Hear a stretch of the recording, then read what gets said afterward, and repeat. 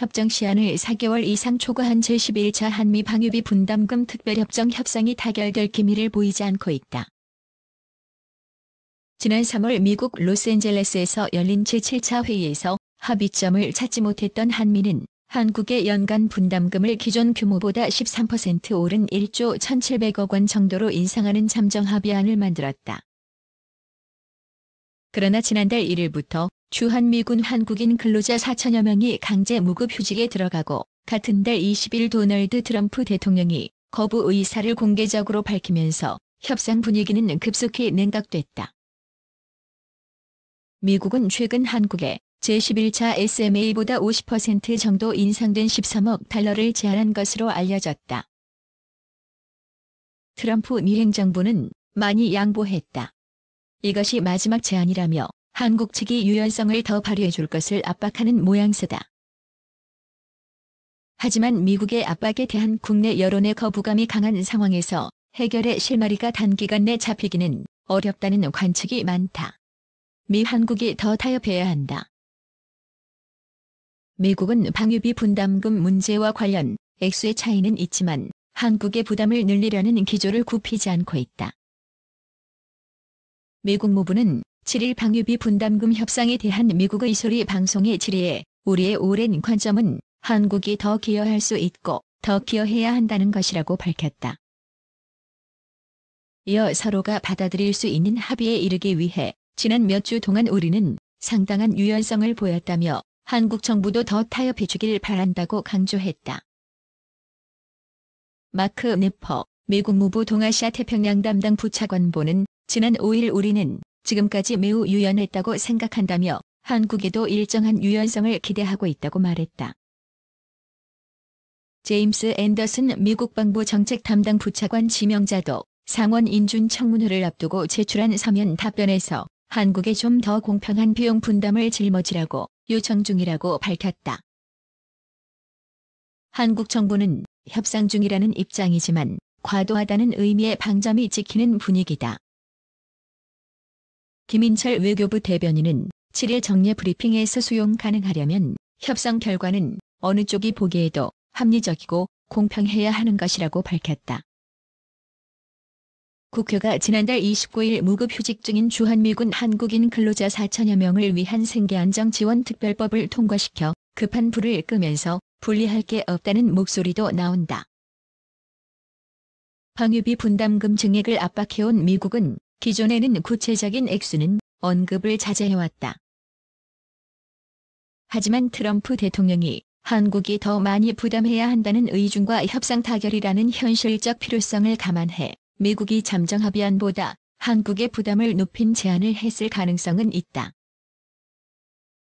이를 관철하기 위해 증액 요구안을 익명을 통해 밝히면서 여론전을 감행, 한국 정부의 추가 부담 압박을 가하고 있다는 해석이다. 한국에 대한 압박을 강화하는 효과는 있지만 양측 간 이견도 그만큼 명확하게 드러난 셈이다. 총액 부분에서 잠정 합의안보다 한국의 부담을 높인다고 해도 갈등의 불씨는 남는다. 3에서 5년 단위로 협정을 맺게 되면 물가 상승률 등을 반영해 방위비 분담금이 증가하게 된다.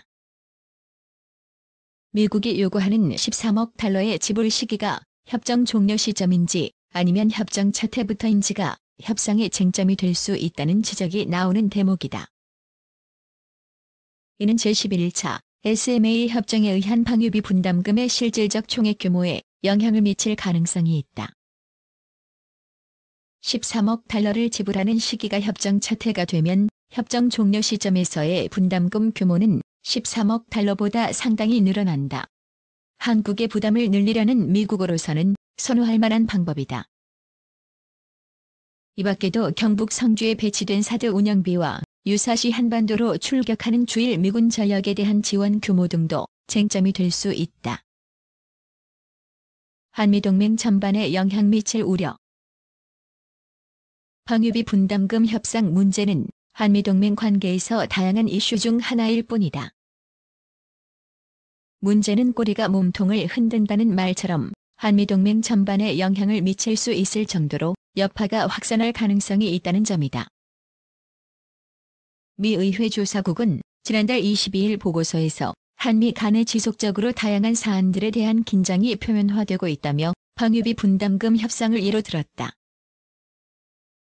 보고서는 방위비 분담금 협정은 한국 국회의 승인을 받아야 하지만 한국 대중은 미국의 요구에 강력히 반대하고 있다며 트럼프 대통령의 상당한 분담금 인상 요구는 다른 동맹국들의 가치에 대한 그의 비판과 겹쳐지면서 한국에서 미국의 안보 공약에 대한 우려를 자아내고 있다고 지적했다.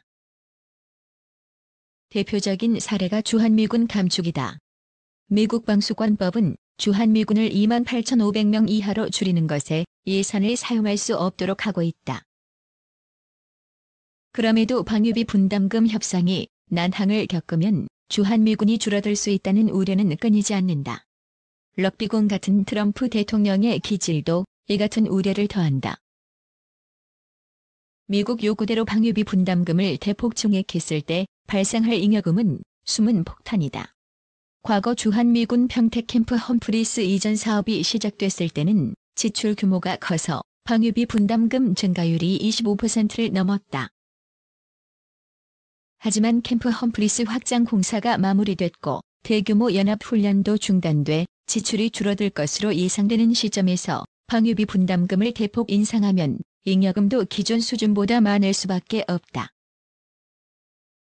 미국이 이 잉여금을 어디에 어떻게 사용할 것인지는 한국을 의도치 않은 분쟁에 휘말리게 할 수 있다. 10여 년 전에도 미국 은행에 예치된 방위비 분담금에 붙은 이자가 이라크 전쟁에 쓰였다는 의혹이 제기돼 논란이 된 바 있다. 미국산 무기 구매 감소 가능성도 제기된다. 방위비 분담금 협상에서 우리 측은 미국산 무기 구매가 많다는 점을 강조하며 미국 정부의 과도한 인상 요구에 대응해왔다. 하지만 트럼프 행정부가 대폭 인상 기조를 유지하면서 굳이 미국산 무기를 비싸게 들여올 필요가 없다는 목소리가 나오고 있다. 정부 소식통은 군의 무기 획득 절차를 잘 모르는 사람들의 주장이지만 이 사람들이 빅마우스라는 점에서 무시할 수는 없다고 전했다. 실제로 확산에 따른 긴급 재난지원금 마련 차원에서 편성한 7조 6천억 원 규모의 2차 추경을 위해 정부는 F-35A 스텔스 전투기 예산 3천억 원을 감액했다.